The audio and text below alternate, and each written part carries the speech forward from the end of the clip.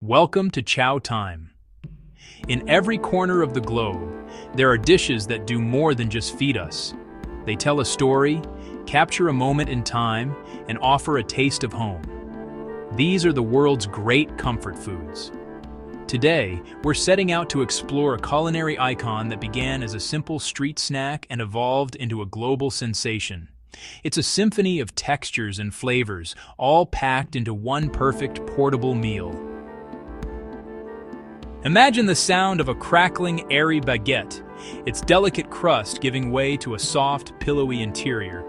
Inside, a vibrant mosaic of savory pâté, rich mayonnaise, crisp pickled vegetables, fresh herbs, and fiery chilies awaits.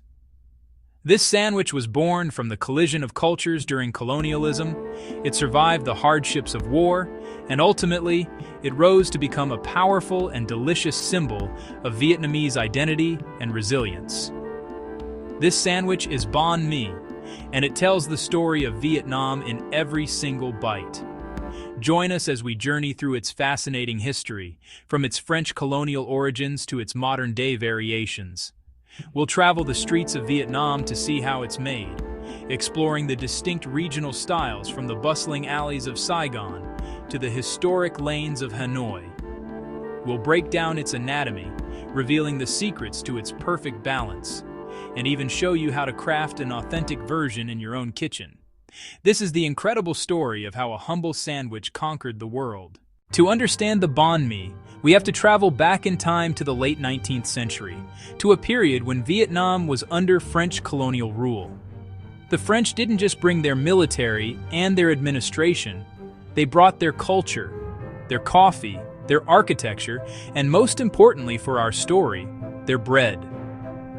The baguette, a powerful symbol of French identity, arrived in Vietnam. Initially, it was known as Western bread, a foreign delicacy made with expensive, imported wheat flour. For the vast majority of Vietnamese people, this crusty loaf was an unattainable luxury, a food enjoyed exclusively by the colonizers and a small, wealthy local elite. It was a taste of a world that was present, yet entirely separate. But history is a powerful agent of change. Following the end of French rule in 1954, access to imported wheat became inconsistent and costly. This scarcity sparked a wave of incredible culinary innovation. Vietnamese bakers, driven by necessity and ingenuity, began supplementing the expensive wheat with inexpensive, locally abundant rice flour. This wasn't just a compromise, it was a breakthrough. The addition of rice flour transformed the dense French loaf into something entirely new.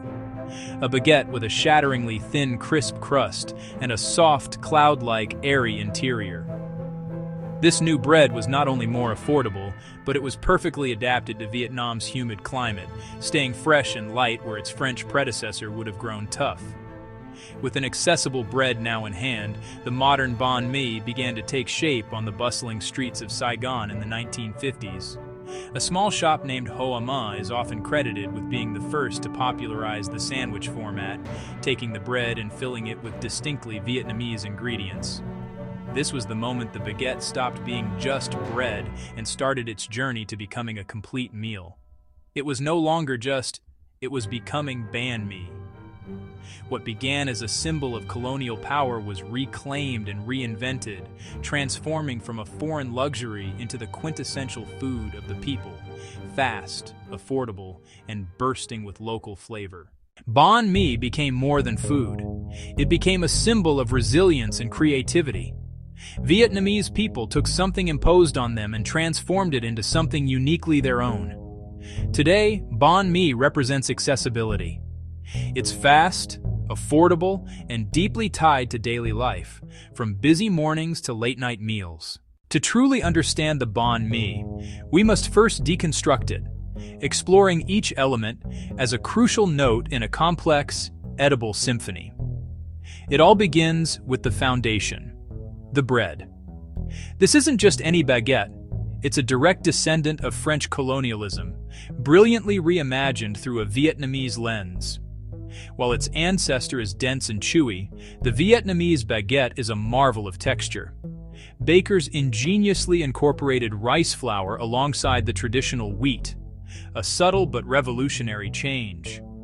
This creates a crust that is impossibly thin and shatters with an audible crackle, giving way to an interior that is feather-light, pillowy, and wonderfully airy. It's the perfect vessel, sturdy enough to hold a generous amount of fillings, yet light enough that it never overshadows them. The bread is the stage upon which the entire performance unfolds. With the stage set, we introduce the soul of the sandwich, the spreads. First, a rich savory layer of pork liver pâté. Another gift from French cuisine, the pâté provides an earthy umami depth that grounds the entire sandwich. It's the deep, resonant base note. Its velvety texture seeps into the bread's airy pockets, ensuring a savory foundation in every single bite. On the opposite side, a layer of creamy, house-made Vietnamese mayonnaise. This isn't the tangy, acidic mayo you might be used to.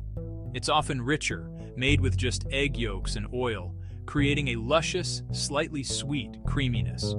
It acts as the perfect counterpoint, a cooling and luxurious element that balances the pâté's intensity and prepares the palate for the layers to come. Together, they create a foundational duality of savory and sweet, rich and creamy.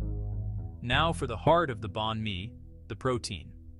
The choices are a testament to the sandwich's versatility. The most traditional combination, the banh mi thit nguoi or special, often features a trio of Vietnamese cold cuts. This includes cha lua, a smooth and subtle pork roll, alongside other cured meats that add varying degrees of salt and spice. But the options are nearly endless.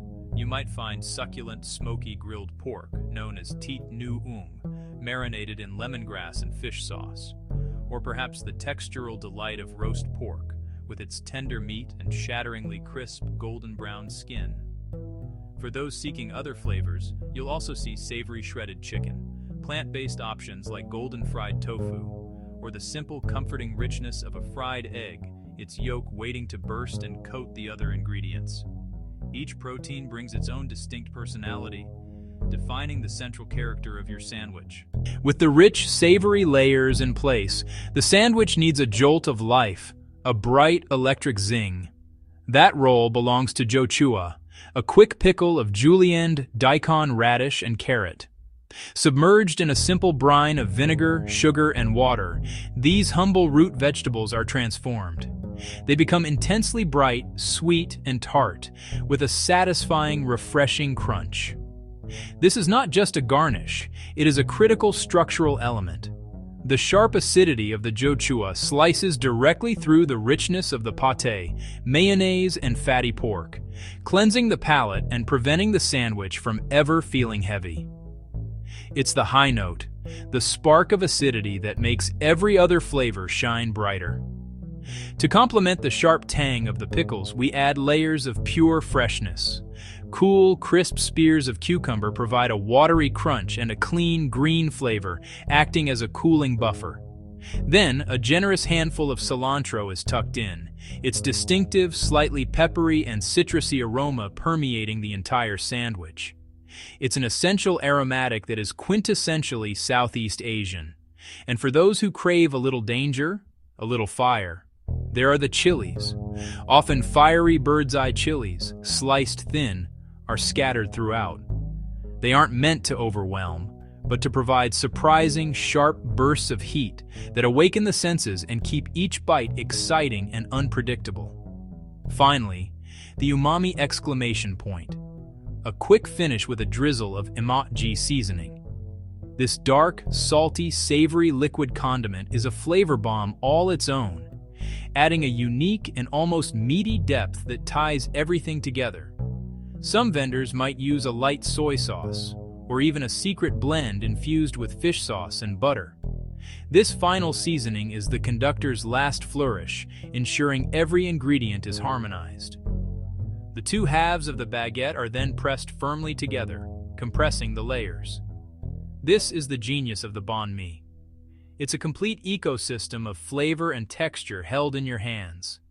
Every single element has a distinct and vital job.